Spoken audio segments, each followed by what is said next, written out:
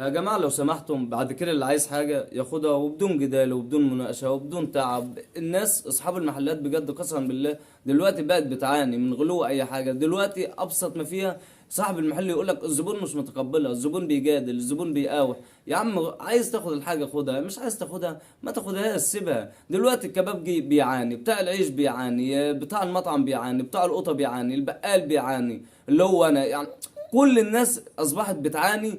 اصحاب المحلات مش فاهم هيلاقوها منين، هيلاقوها من تموين ولا هيلاقوها من حي ولا هيلاقوها من، يعني في ضغوطات بشكل مش طبيعي عليهم الايام ديت. فكفايه واهدوا على البياعين، واللي عايز الحاجه ياخدها واللي مش عايز ياخدها سيبها يا عم الحاج. واصحاب المحلات في ناس بالفعل ممكن تقابل ناس جشعه، ممكن الحاجه تبقى بجنيه يبقى عليك ب5 جنيه، بس هو الموضوع مش متعلق بمحل واحد. دلوقتي انت لو لقيت الحاجه ب5 جنيه عند الشخص ده، فطبيعي في محل جنبك وفي محل جنب اللي جنبك وفي محل. موضوع المحل بتلاقي منه 50 محل جنب بعضيهم لازقين في بعض. اسأل يا عم هنا واسأل هنا واسأل هنا واسأل هنا وانت لك مصلحتك. مفيش بقى اللي هو البياعين جشعة ولا مش جشعة، لان انت ما تضمنش. هو ممكن يكون بياع جاب الحاجة ديت على الغالي، وممكن البياع اللي جنبه بالظبط ممكن يكون كان جاب الحاجه ديت قبل ما تغلى.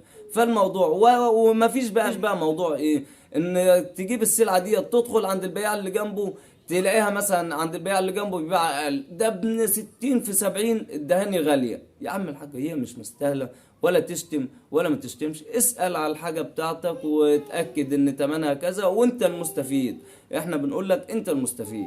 فالموضوع مش مستاهل ولا سب ولا شت ولا تشتم عليه ولا تذم عليه ولا كل القصص ديت. يقول له حاجتك هو طبيعي مش هيقول لك لا انا مش هاخدها. لا، طالما السلع زي ما هي زي ما انت واخدها طبيعي لازم هيقول لك هاتها وفلوسك بس ولا شتيمة ولا قلة أدب ولا تسب عليه ولا تشتم عليه. منك أنت شخصيا هتكون شلت ذنب ومنك هتكون شتمته، هو خد منك حسنات. وبعدين لازم يبقى عندنا ثقافة إن الحاجة ديت أنت عايزها خدها، مش عايزها سيبها.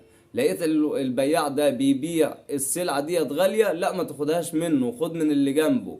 لقيت اللي جنبه بيبيع السلعة دي غالية، خد من اللي بعده. ممكن تقعد تلف ساعة ساعة ونص مفيش مشكلة، لكن تدخل محل واحد وتقعد تجادل معاه وتقول والبياعين جشعين وي وي وي، لا مش مستاهلة كل ده. الموضوع أبسط مما تتخيل. الحاجة قبل ما تاخد أي سلعة اسأل عليها، أقل واحد في السوق خد منه، أقل واحد في السوق خد منه واتعامل معاه.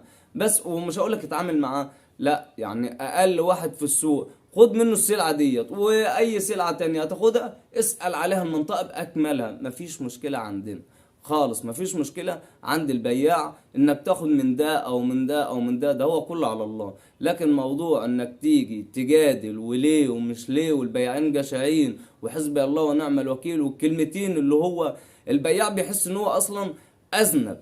يعني قصة ما فيها يا جماعة، اللي عايز ياخد الحاجة ياخدها، ما ياخدهاش. لازم زي ما بنتكلم كده لازم يبقى عندنا ثقافة التقبل. الحاجة ديت بكذا، عاجبك خدها، مش عاجبك ما تاخدهاش. ما احنا انا بقول لك انا كواحد مثلا صاحب محل بدخل عند اي كشك عند اي محل طبيعي بلاقي ممكن حاجة انا بكون ببيعها قسما بالله. في حاجات بكون ببيعها ب5 جنيه بجيبها انا ب8 وب9 جنيه وعندي مشكلة ومفيش اي مشكلة عادي.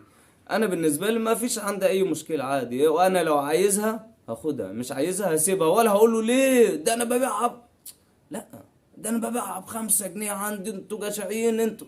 لا ما فيش الكلام ده. خلاص انت عايزها خدها، مش عايزها. البياع لو قعد يتكلم مع كل واحد 5 دقايق يبقى كده هيطلع. يعني البياع لو قعد يتكلم مع كل واحد 5 دقايق كده مش هيخلص، هو كده مش هيشتغل. هو بس يقعدوا واحد بس على قد المجادلة وعلى قد الكلام وبس. وهو ده اللي الواحد كان عايز يوصله. بس